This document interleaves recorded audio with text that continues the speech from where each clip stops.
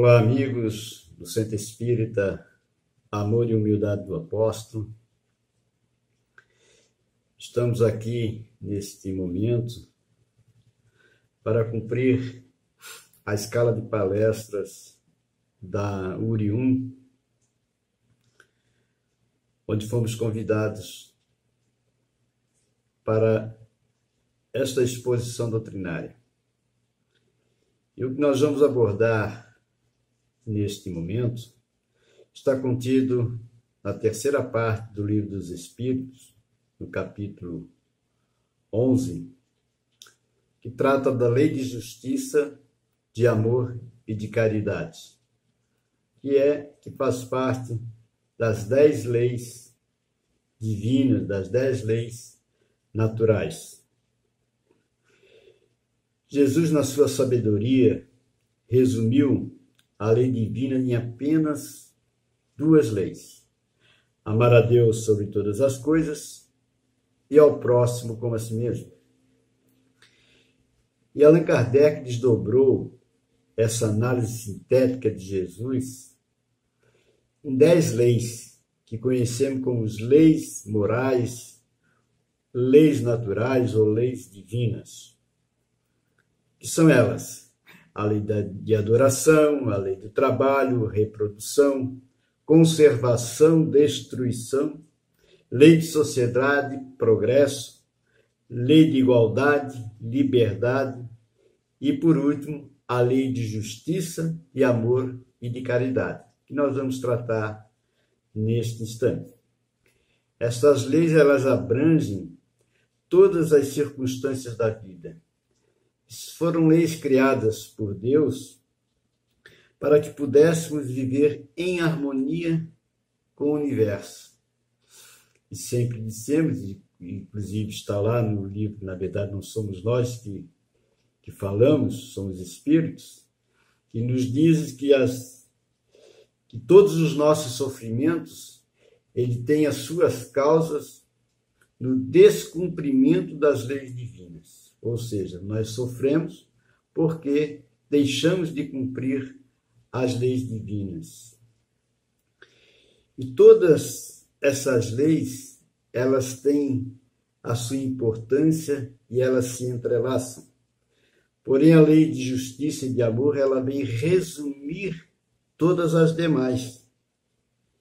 E é a lei que faculta o homem a adiantar-se mais na vida espiritual. É ela que facilita a lei de justiça, de amor e de caridade, ela facilita o homem na sua ascensão espiritual.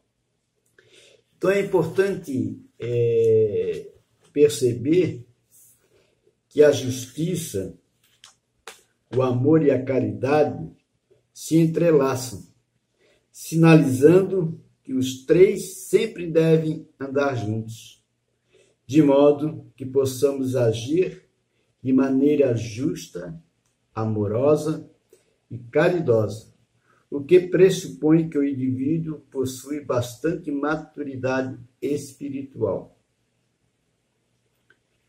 Os espíritos sábios, eles conseguem fazer um juízo certo das coisas. Sabedoria, nós sabemos que ela não é sinônimo de inteligência, não é sinônimo de conhecimento acumulado, mas sim é uma capacidade ética do uso da inteligência e do conhecimento. Porque nós sabemos que existem muitos homens que têm alto grau de inteligência, no entanto, utilizam-se dessa inteligência para práticas que não são relacionadas ao bem. E sabemos que existem pessoas que têm pouco grau de inteligência, mas eles têm uma sabedoria tal que nos leva a perceber o quanto essas criaturas trabalham no bem. Então, sabedoria e inteligência, às vezes, elas não andam não andam juntas. Agora, o objetivo do espírito é, sim, caminhar dentro dessas duas, desses dois conhecimentos, sabedoria e inteligência. Então, para adquirir a maturidade espiritual, é preciso que estejamos despojados de certos sentimentos que dificultam a nossa maturidade, tais como o orgulho, o egoísmo.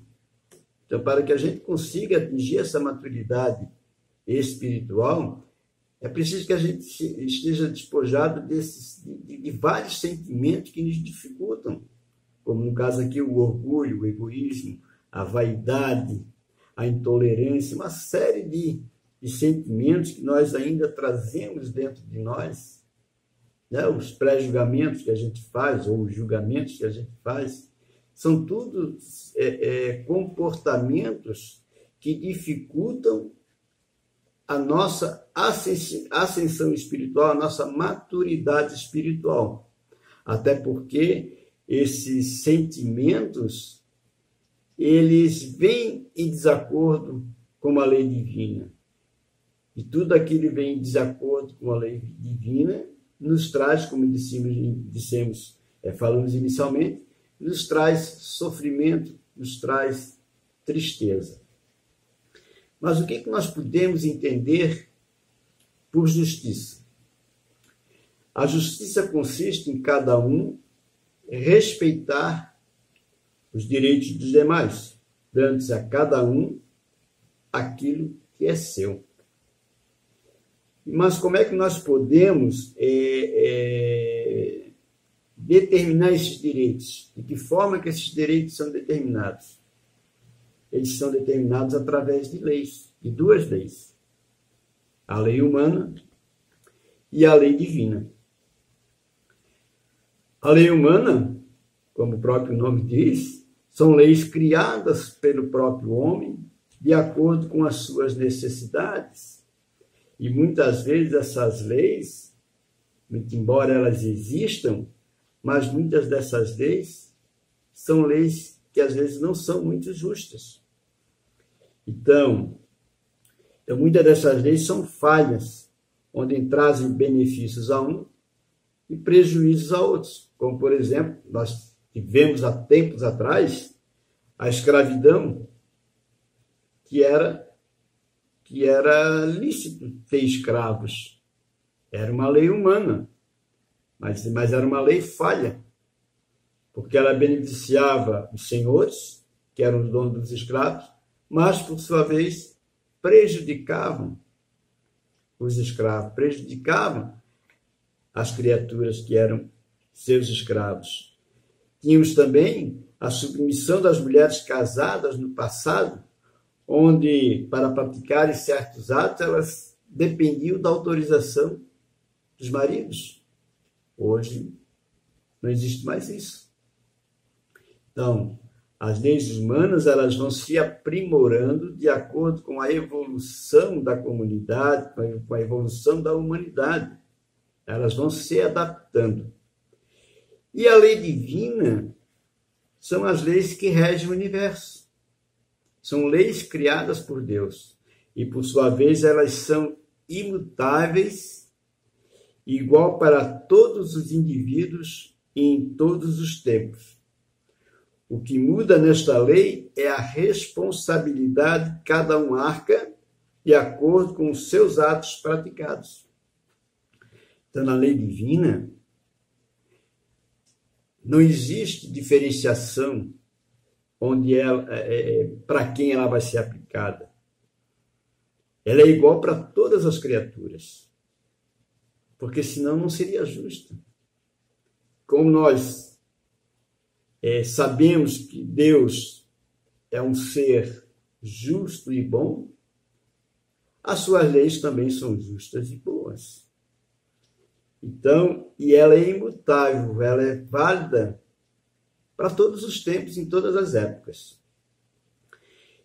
E qual a base da justiça segundo a lei divina? segundo a lei natural. Cristo nos falou sobre essa base, que é para que a gente queira ao outro tudo aquilo que nós queremos para nós mesmos. Essa é a base da justiça divina. O que muitas vezes não acontece na justiça humana.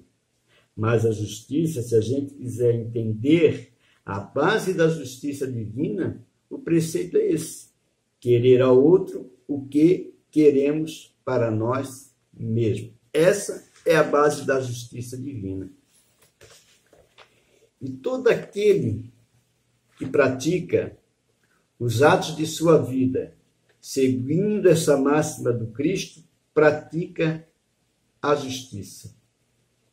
E todo aquele que pratica a justiça em toda a sua pureza se caracteriza como o verdadeiro justo, o verdadeiro homem de bem, a exemplo do próprio Jesus, pois pratica também o amor ao próximo e a caridade. Então, quando nós agimos de forma a oferecer ao outro tudo aquilo que nós gostaríamos que fosse nos oferecido, nós aí estaremos praticando a justiça plena. Agora, quando a gente faz distinção entre o direito do outro e o nosso direito, aí nós estaremos praticando a justiça do homem, a justiça humana. E aqui existe uma questão bem interessante, que o verdadeiro homem de bem sacrifica o seu direito à justiça, ou seja, abre mão do seu benefício por não achar justo esse direito. Vamos ver se a gente entendeu bem isso. Vou repetir. O verdadeiro homem de bem sacrifica o seu direito à justiça, ou seja, abre mão do seu benefício por não achar justo esse direito. A gente percebe isso muito nas leis humanas, os benefícios que a lei humana oferece para uns, mas que no fundo, não é algo que seja justo. Vamos pegar um exemplo muito prático no dia de hoje, que a gente fala sobre os benefícios ou as regalias que os nossos políticos têm. E eles têm essas regalias amparadas em leis criadas por eles próprios, leis criadas pelos homens. Por exemplo, tem um auxílio moradia, um valor, exorbitante, quando muitos dos trabalhadores não têm esse direito. Tem o auxílio, como eles têm lá o auxílio para ajuda de custo com combustíveis, com valores exorbitantes, o que não acontece com os outros indivíduos. Aí eles vão dizer, não, eu utilizo porque eu estou no meu direito de utilizar, porque está lá na lei que eu posso utilizar. Então, o verdadeiro homem de bem é aquele que abre mão do seu benefício por achar injusto esse direito. A gente sabe que tem alguns políticos, pouquíssimos, raríssimos, que abrem mão de alguns benefícios que eles não acham justo receber aquele benefício. Isso aí eu estou dando um exemplo do que a gente vê no nosso dia a dia. Nós podemos, de repente, enumerar outros, ou se passar pela nossa cabeça, outros direitos que a gente poderia abrir mãos por não achar eles tão justos. Existem, por exemplo, pessoas que às vezes eu já vivi situações assim, de pessoas ficarem atentas à falha, por exemplo, de um lojista, ficar atento à falha de um lojista, porque de repente, sei lá, alguma coisa que ele fez, e depois o outro que se achou prejudicado vai recorrer na justiça, porque se achou, né, prejudicado por uma venda que aconteceu, pelo serviço que recebeu, mesmo que o vendedor possa dizer o seguinte: poxa, me desculpe, mas eu cometi um engano. Esse eu não quero nem saber. Está lá, você me vendeu esse produto dentro dessas condições, esse serviço dentro dessas condições. Agora, se você vai ter um prejuízo, o problema não é meu, é seu. Eu estou, na verdade, recorrendo ao meu direito de consumidor.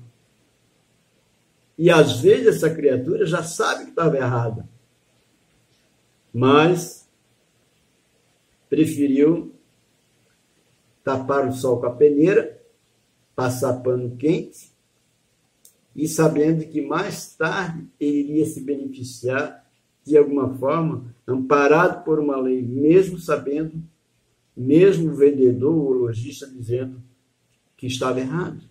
Então, essas questões de justiça, elas acontecem no nosso dia a dia. Elas acontecem, né, no nosso dia a dia e, enfim, nós temos que observar as nossas atitudes com relação a esse tipo de situações. Então, nem tudo que é bom para mim é justo, e nem tudo que é negativo é injusto. Para chegar a esse ponto, ou seja, para reconhecer aquilo que venha de encontro ao meu interesse não é justo, necessário se faz eu ter um grande grau de maturidade espiritual. Então, para que eu possa perceber que mesmo estando na lei, e se eu achar que aquilo é injusto, eu vou abrir mão desse direito, dependendo do meu grau de maturidade, espiritual. E qual a diferença entre justiça, de caridade e de amor? A justiça é eu dar a cada um o que é devido. Isso é o senso de justiça. Eu dar a cada um aquilo que é devido. Exemplo, se o aluno saiu bem numa prova porque estudou, o professor vai fazer o quê? Vai lhe dar 10. Então, o professor está fazendo o quê? Está fazendo justiça. Aquilo que cabe ao aluno, ele está dando 10 para o aluno. Agora, se o professor não fizesse isso, mesmo que o aluno não estudou, mas o professor vai lá e dá 10 para o aluno, que foi ruim na prova, o professor está sendo injusto. Está sendo injusto consigo mesmo. Então, a justiça é ele dar a cada um o que é devido. O que é caridade? Caridade é eu dar aquilo que é meu. Caridade é eu dar aquilo que é meu. Exemplo, dar uma esmola pode ser um ato de caridade e não é algo reprovável. Reprovável é o modo como a damos e que causa humilhação a quem recebe. Então, eu estou fazendo uma caridade quando eu dou algo que é meu. E a caridade ela pode ser tanto material, quanto ela pode ser uma caridade não material. Por exemplo, a caridade não material é a doação do nosso tempo para trabalhar para fazer um trabalho voluntário, para ajudar alguém numa determinada atividade. Isso é uma caridade. E a caridade material É aquela materialidade, é o pão que eu dou para alguém, é o dinheiro que eu dou para alguém, é uma esmola, vamos dizer assim, que eu dou para alguém. É reprovável? Não. O que é reprovável é a forma como nós damos essa esmola. É a forma como nós fazemos a caridade. Se é para nos mostrarmos, se ela é feita de forma ostensiva. Então, nós temos lá no Evangelho uma passagem daquela senhora rica que levou sua filha para ajudar uma família, mas ela fez questão da filha, ela deu uma lição para a filha, passou uma lição para a filha, de que a esmola que ela dava, se fosse para dar para a filha, dar para a pessoa, não era uma caridade, porque o que a filha estaria dando não é algo dela, seria algo da mãe. Então, a mãe levou a filha para mostrar o que é o verdadeiro ato de caridade. É você dar aquilo que é seu. Agora, você pegar daqui e dar para o outro e dizer, isso aqui eu estou te dando. Não. Então, quer dizer que a caridade que as casas espíritas fazem quando recebem as doações e dão lá para outras pessoas, a casa espírita está sendo intermediária. Sim, ela está sendo, na verdade, um intermediário. Que quem está fazendo a doação são as pessoas e a casa espírita está fazendo a doação, o repasse daquelas doações. Mas a casa espírita tem consciência, como outras casas têm consciência, de que aquilo são doações vindas de outras criaturas que estão ajudando. Agora, se eu estivesse dando para alguém uma ajuda que aquela ajuda não proveu de mim, veio de outra pessoa e eu disser que aquilo é meu, que aquilo ali sou eu que estou dando, isso aí não é caridade. Pode até fazer bem para a criatura que está recebendo, mas para a criatura que está dando, isso não está fazendo bem. Então, a caridade, segundo o entendimento de Jesus, ela envolve 3 virtudes. É a benevolência para com todos, a indulgência para com as imperfeições alheias e o perdão das ofensas. Então, a caridade, ela envolve essas 3 virtudes. Benevolência, fazer o bem a todos, sem distinção. Indulgência para as imperfeições dos outros, aceitar os outros como eles são, porque nós também somos criaturas imperfeitas. Nós também vamos precisar, ou precisamos da indulgência dos outros para com os nossos defeitos. E o perdão das ofensas. Então, esse é o BIP que nós chamamos o BIP do coração. BIP, benevolência, indulgência e perdão das ofensas. E o amor? O amor é servir com alegria, com doçura, com carinho, fazendo e tratando o outro como gostaria que o outro lhe fizesse e tratasse.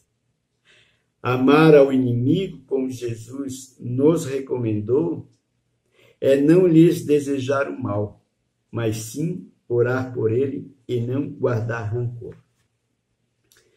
Eu, numa palestra passada, abordei um tema de não julgueis para não ser julgados. Tratei da questão do amor. E aí eu lancei algumas questões com relação ao amor, para ver se a gente realmente entendia e conseguia entender se o amor que nós sentimos pelas pessoas é o mesmo amor que Jesus sentia. Porque nós falamos, não, eu amo, eu tenho amor. Aí eu fiz o seguinte desafio, lancei a seguinte pergunta. Você ama o seu pai e a sua mãe? A maioria vai responder com certeza, sim, amo meu pai e a minha mãe. E o que você faria pelo seu pai e pela sua mãe em nome desse amor, em favor desse amor?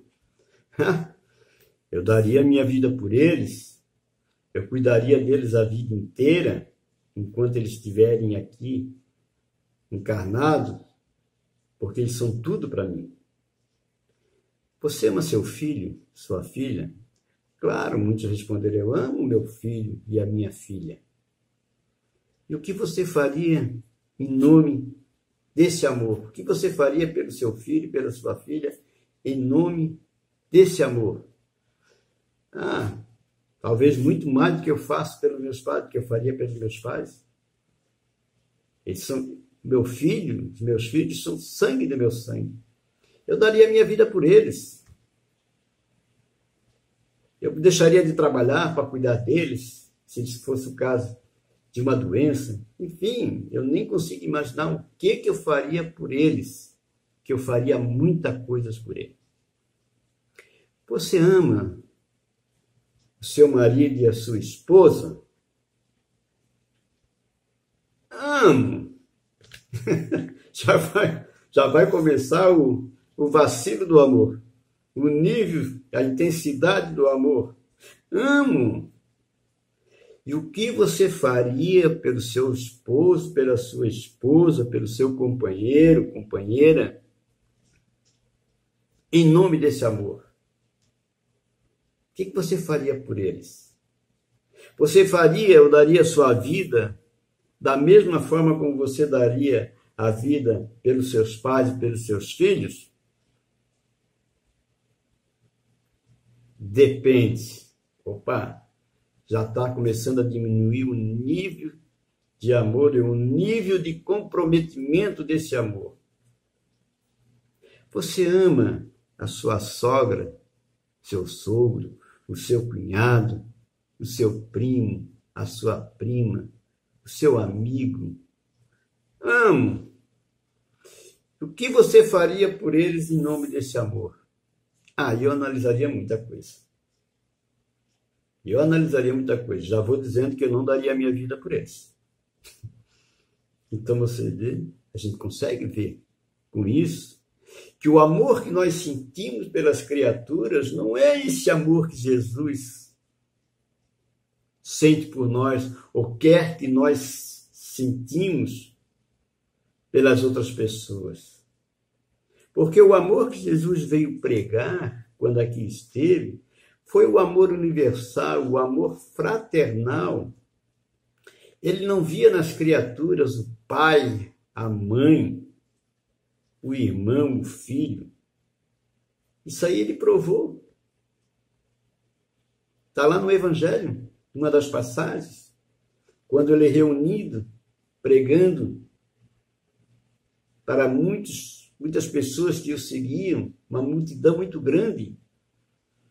E a mãe de Jesus e seus irmãos, ao saberem que Jesus estaria ali pregando, foram ao encontro deles.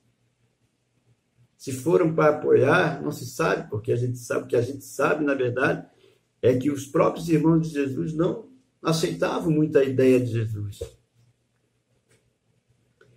E como tinha muita multidão, a mãe de Jesus e seus irmãos tinham dificuldade de chegar até a frente. E um de seus discípulos que estavam ali, vendo a chegada da mãe de Jesus e seus irmãos, chegou a Jesus e disse: Mestre, sua mãe e seus irmãos estão aqui, eles querem vê-lo. No que ele perguntou: quem é minha mãe? Quem são meus irmãos? E aí todo mundo ficou assustado, até porque Jesus pediu para que a gente honrasse pai e mãe. Mas ele usou desse momento para exemplificar, para mostrar que nós somos todos iguais perante Deus. Foi aí onde ele disse: meu pai, minha mãe e meus irmãos são todos esses que estão aqui. São todos esses que fazem a vontade do meu Pai. São todos esses que fazem a vontade de Deus. Então ele não via nas criaturas pessoas separadas.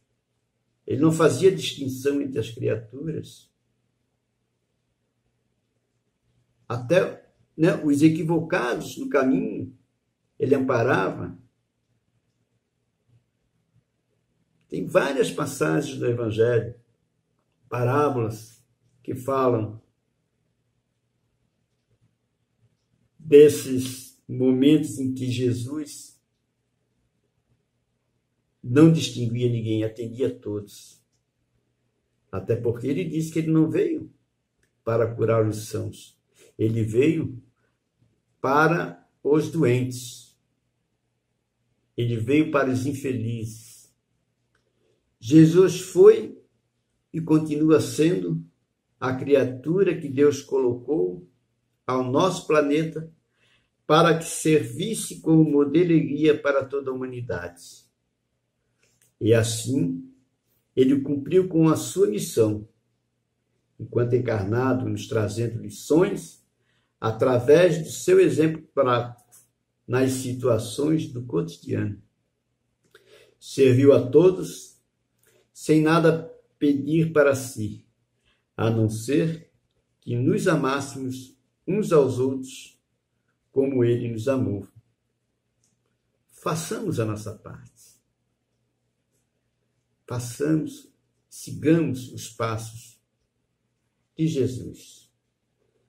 Que a luz divina possa iluminar os nossos corações e que possamos levar ou deixar nos nossos lares a paz, a tranquilidade e distribuirmos aos nossos entes queridos e a todos aqueles que nos acompanham espiritualmente.